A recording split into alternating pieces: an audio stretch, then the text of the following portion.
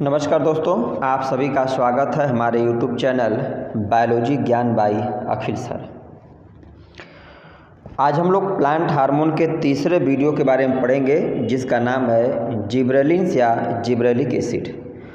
पहले वीडियो में हम लोग पढ़े थे प्लांट हार्मोन का डिटेल में इंट्रोडक्शन।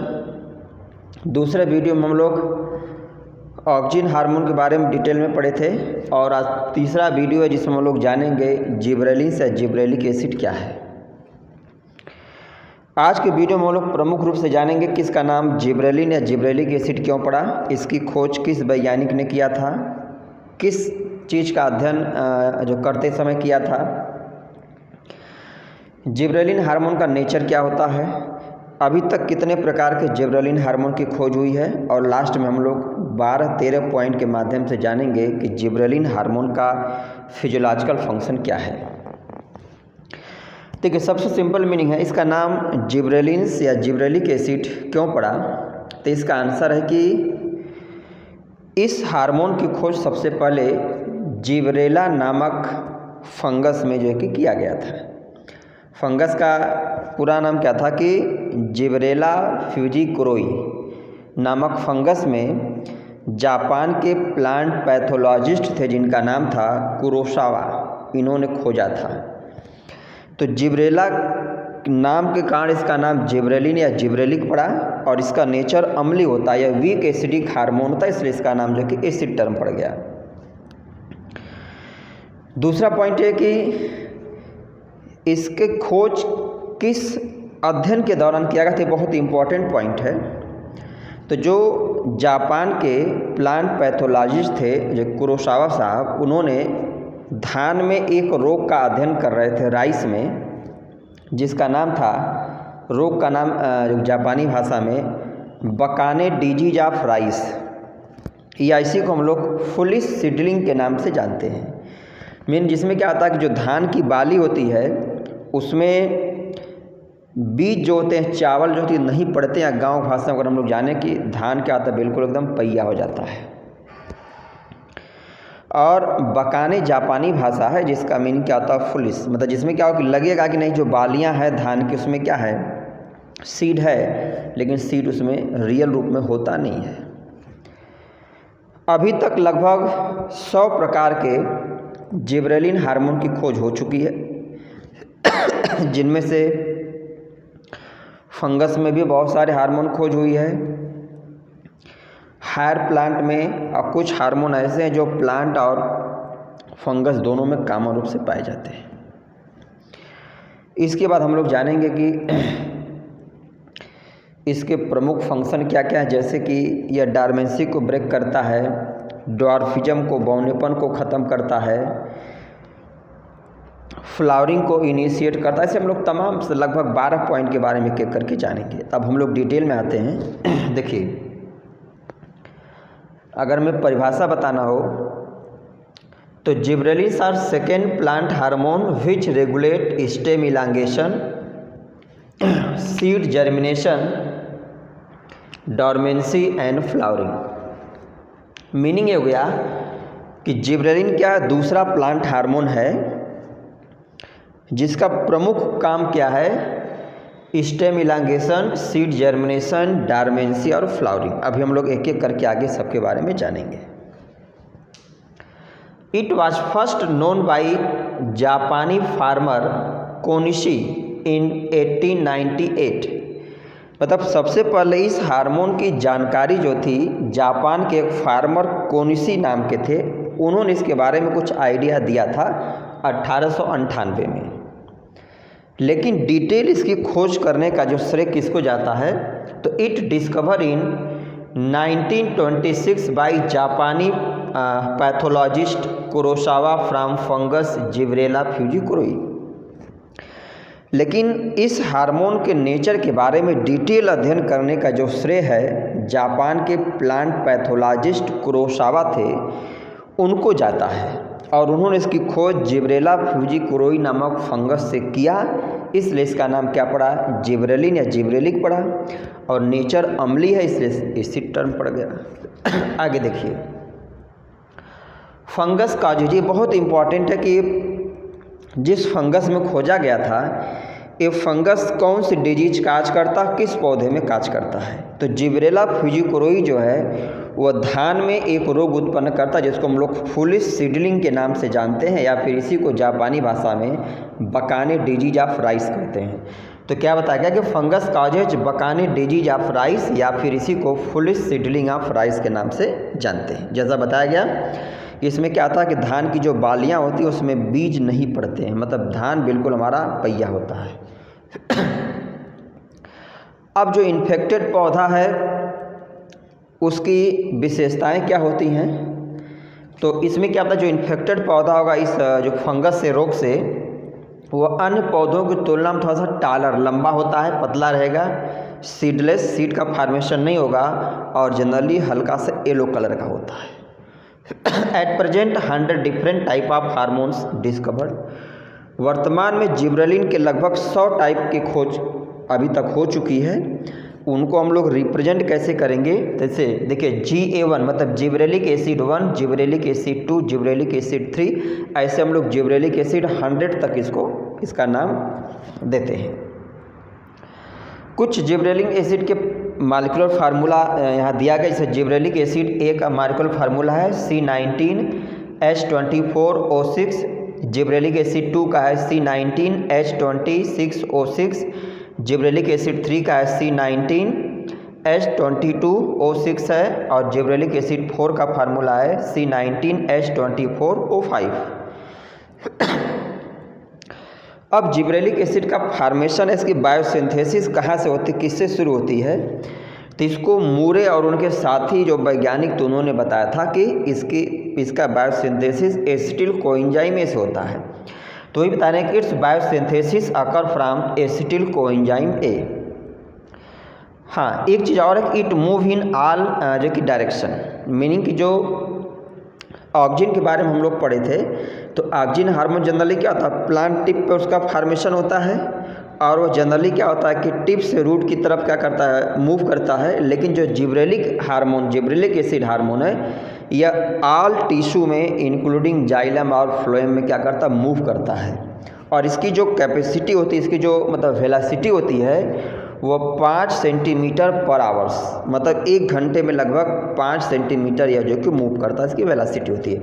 और इस बात को कॉम्ब नामक वैज्ञानिक ने बताया था। अब हम लोग जानते हैं 12 पॉइंट के माध्यम से, कुछ किताबों में इससे ज़्यादा भी आपको फंक्शन मिलेंगे, लेकिन ये 12 बहुत ही इंपॉर्टेंट फंक्शन है।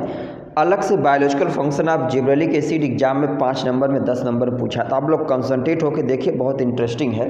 पहला क्या है फंक्शन इसका, elongation of internode of stem, या इसी को कहीं कहीं लिखा हुआ है कि जो जिब्रेलिक एसिड है वह फिजियोलॉजिकल डॉर्फिज्म को मतलब क्या करता है, ख़त्म करेगा। इसका मीनिंग ये हो गया कि अगर कोई पौधा जेनेटिकली बौना है, अनुवांशिक रूप से मतलब उसके DNA में ही बौनापन है,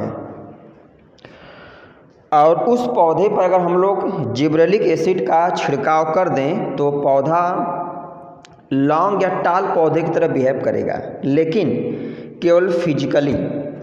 उसके सीड को अगले जनरेशन जब हम लोग बोएंगे तो पौधा फिर बौना रहेगा, और फिर अगर उसके ऊपर हम लोग जिब्रेलिक एसिड का छिड़काव करेंगे तो फिर वो पौधा क्या करेगा, लंबा होगा, लेकिन केवल मतलब फिजिकली लंबा होगा। तो सबसे इम्पॉर्टेंट फंक्शन जिब्रेलिक एसिड का यही है, और इसको देखा गया था अध्ययन करके मटर के पौधे में और मक्के के पौधे में।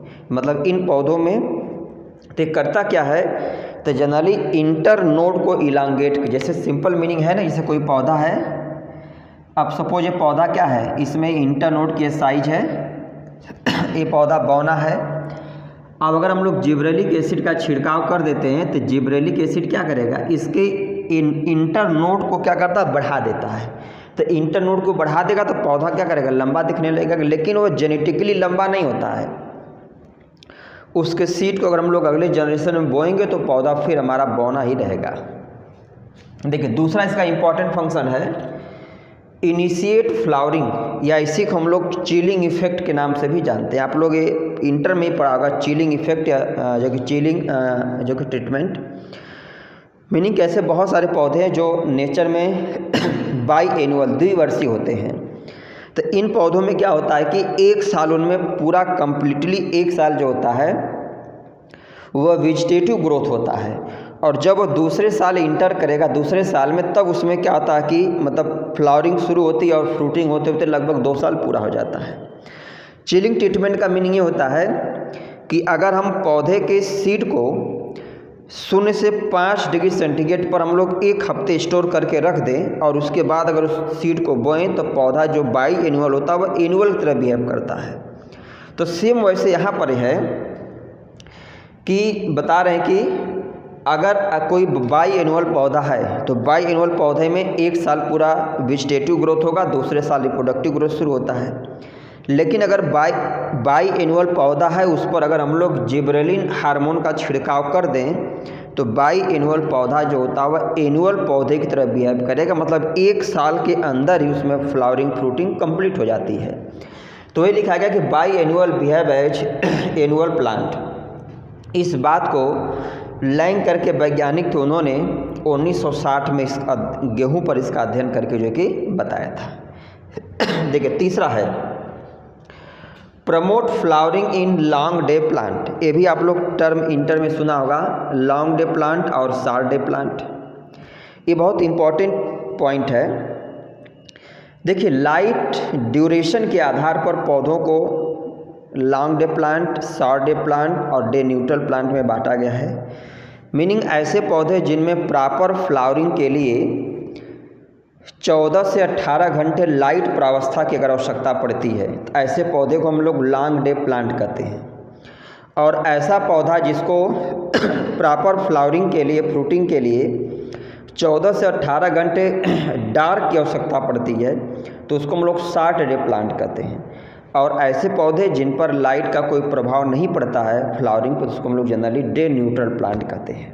तो अब देखिए, तो अगर कोई पौधा लॉन्ग डे प्लांट है तो लॉन्ग डे प्लांट का मतलब क्या हो गया कि उस पौधे को 14 से 18 घंटे लाइट चाहिए प्रॉपर फ्लावरिंग के लिए। अगर हम लोग उसको 14 से 18 घंटे लाइट नहीं दे पा रहे हैं तो उस जगह हम लोग क्या करें कि अगर उसके ऊपर जिबरेलिन हार्मोन का छिड़काव कर दें तो पौधा जो लॉन्ग डे प्लांट है वह शॉर्ट डे प्लांट की तरह बिहेव करेगा। मीनिंग कि उसको हम उतने लाइट न दे करके कम लाइट में भी हम जिबरेलिन का छिड़काव करके उसको हम लोग फ्लावरिंग करा सकते हैं। अगला पॉइंट है चौथा, इंडक्शन ऑफ पार्थेनोकार्पी। देखिए पार्थेनोकार्पी का गुण ऑक्सिन हार्मोन में भी होता है। ऑक्सिन हार्मोन का भी छिड़काव करके हम लोग सीडलेस फ्रूट को बना सकते हैं। सीडलेस फ्रूट का मार्केटिंग डिमांड थोड़ा सा ज़्यादा होता है। तो यहाँ पे बता रहे हैं कि ऑक्सिन के कंपैरिजन में जिब्रेलिक एसिड जो है वह ज़्यादा पॉपुलर, ज़्यादा महत्वपूर्ण पार्थेनोकार्पिक हार्मोन है। तो इसमें तमाम सारे पौधों में जैसे जो टमाटर है, एप्पल है, पियर्स है, इनमें जिब्रेलिक एसिड का छिड़काव करके देखा गया है कि सीडलेस फ्रूट फार्मेशन को बढ़ाता है। तो पार्थेनोकार्पी मतलब formation of seed, formation of fruit without जो है कि सीड। अगला देखिए, ये भी बहुत इंपॉर्टेंट पॉइंट है, पांचवा जो है लीफ एक्सपेंशन। मीनिंग क्या हो गया कि अगर हम लोग जिब्रेलिक एसिड का छिड़काव करें तो इससे पौधों की पत्तियों की साइज एक्सपेंड कर जाती, बढ़ जाती है। तो इसके पीछे का रीज़न क्या है? इसके पीछे का रीज़न ये है कि पौधों की पत्तियां जितनी चौड़ी होंगी, जितनी बड़ी होंगी, फोटोसिंथेसिस उतने ज़्यादा मात्रा में होगी और हमारा फूड फार्मेशन उतना ज़्यादा होगा, मतलब प्रोडक्टिविटी हमारी उतनी ज़्यादा होगी। अक्सर आप लोग देखे होंगे, एक चीज़ नोट किए होंगे, ऐसे पौधे जिनमें पत्तियां जितनी बड़ी होती हैं उनमें फल उतने बड़े साइज के या उतने ज़्यादा नंबर में बनते हैं। कुछ अपवाद को अगर हम लोग छोड़ दें तो इसका रीज़न यही होता है कि पत्तियां जितनी लार्जर होंगी उतने बड़े एरिया पर, क्षेत्रफल पे लाइट का एब्जॉर्प्शन होगा, मतलब फोटोसिंथेसिस की दर उतना ज़्यादा होगी और भोजन स्टोरेज उतना ज़्यादा होगा, जिससे का प्रोडक्टिविटी हमारी अधिक होगी। ये कहाँ कहाँ देखा गया है? तो पी में बीन्स, टोमेटो, जो कुकुम्बर, कैबेज, इन सब पौधों में इसका छिड़काव करके देखा गया। तो मीनिंग अगर हम लोग इस पौधों में जिब्रेलिन हार्मोन का छिड़काव कर दें तो उनके पत्तियों के साइज बढ़ जाते, जिससे हमारी प्रोडक्टिविटी ज़्यादा होती है। अगला है पॉलन जो कि जर्मिनेशन, ये बहुत इंपॉर्टेंट फंक्शन ये भी है। मीनिंग कि जिब्रेलिक एसिड जो है पॉलन के अंकुरण को उसके जर्मिनेशन की दर को प्रमोट करता है। इसका अध्ययन जो है कि इथिरेजेन करके वैज्ञानिक, तो उन्होंने 1963 में 34 शुगर कैन के जो वैरायटी हैं उनके पॉलन को इन्होंने कलेक्ट किया, जो नॉर्मल कंडीशन में जर्मिनेट नहीं कर रहे थे, लेकिन जब उस पर जिब्रेलिक एसिड का छिड़काव किया गया तो 34 में से 15 स्पीसीज के पॉलन ग्रेन जो थे वो जर्मिनेट हो गए। इसका मीनिंग ये हो गया कि जो जिब्रेलिक एसिड है वो पॉलन के जर्मिनेशन को भी प्रमोट करता है। अगर ये ना समझ में आए तो सिंपल मीनिंग में हो गया कि जिब्रेलिक एसिड जो होता है वो पॉलन के जर्मिनेशन को प्रमोट करता है। मतलब ऐसे पौधों के पॉलन जिनको जर्मिनेट होने के लिए एक स्पेसिफिक कंडीशन चाहिए, अगर वो कंडीशन उपलब्ध नहीं करा पा रहे हैं या नॉर्मल कंडीशन होने पर भी पॉलन जर्मिनेट नहीं होता था, तो शुगर कैन के ऐसे 34 वैरायटी को उन्होंने लिया पॉलन को और उस पर जिब्रेलिक एसिड का छिड़काव किया तो देखा कि 34 में से 15 स्पीसीज के पॉलन जर्मिनेट हो गए। इसका मीनिंग जिब्रेलिक एसिड पॉलन के जर्मिनेशन को प्रमोट करता है। अगला पॉइंट 8वां है ब्रेकिंग डॉर्मेंसी। देखिए ये भी बहुत इंपॉर्टेंट पॉइंट है, ब्रेकिंग डॉर्मेंसी। अब डॉर्मेंसी क्या है या डॉर्मेंट आर्गन पूछा जाए, डॉर्मेंट सीड, डॉर्मेंट बड क्या है, तो किसी भी प्लांट पार्ट जिसके अंदर जर्मिनेट करने की कैपेसिटी है उसको जर्मिनेट करने के लिए सभी इन्वायरमेंटल कंडीशन अवेलेबल हों, उसके बावजूद अगर उसमें जर्मिनेशन न हो तो ऐसे प्लांट पार्ट को हम लोग डॉर्मेंट सीड या डॉर्मेंट ऑर्गन बोलेंगे या डॉर्मेंट बड बोलेंगे, और इस प्रोसेस को हम लोग क्या बोलेंगे, डॉर्मेंसी बोलेंगे। तो जिब्रेलिक एसिड डॉर्मेंसी को ब्रेक करता है। इसका मीनिंग अगर कोई प्लांट पार्ट या प्लांट सीड या प्लांट का बड उसको जर्मिनेट करने के लिए सभी आवश्यक दशाएं मौजूद हैं, उसके बाद भी अगर वो जर्मिनेट नहीं कर रहा है तो वहाँ पे अगर हम लोग जिब्रेलिक एसिड का छिड़काव करें तो यह डॉर्मेंसी को ब्रेक कर देता। मतलब वो प्लांट पार्ट या बड या सीड क्या करता है, जर्मिनेट कर जाता है। इसका मीनिंग है डॉर्मेंसी को ख़त्म करता है, कम करता है। 9वां point is induce मेलनेस।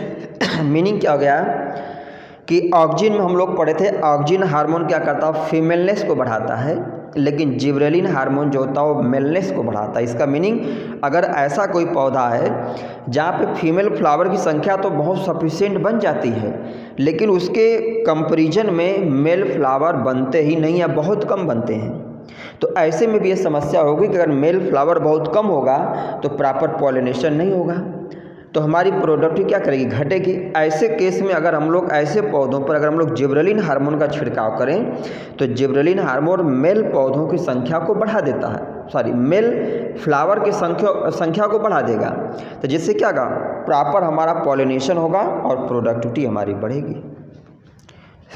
Next point है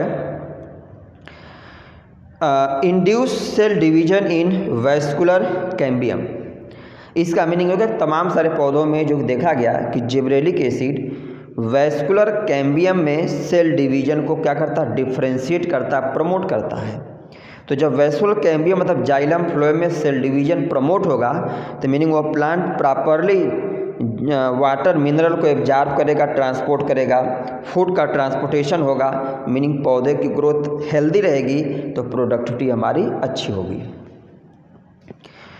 11वां पॉइंट है सीड जर्मिनेशन इन फोटोब्लास्टिक सीड। देखिए ये भी बहुत इंपॉर्टेंट पॉइंट, कई बार एग्जाम में पूछा गया कि फोटोब्लास्टिक और नॉन फोटोब्लास्टिक सीड का मतलब क्या हुआ।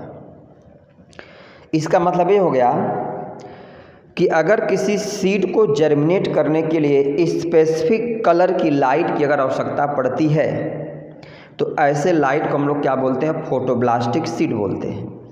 अगर किसी सीड को जर्मिनेट करने के लिए लाइट की आवश्यकता नहीं पड़ती है तो उसको हम लोग नॉन फोटोब्लास्टिक सीड बोलते हैं। तो यहाँ एक एग्जाम्पल लैक्टुका सेटुआ है और जो कि बार्ली है।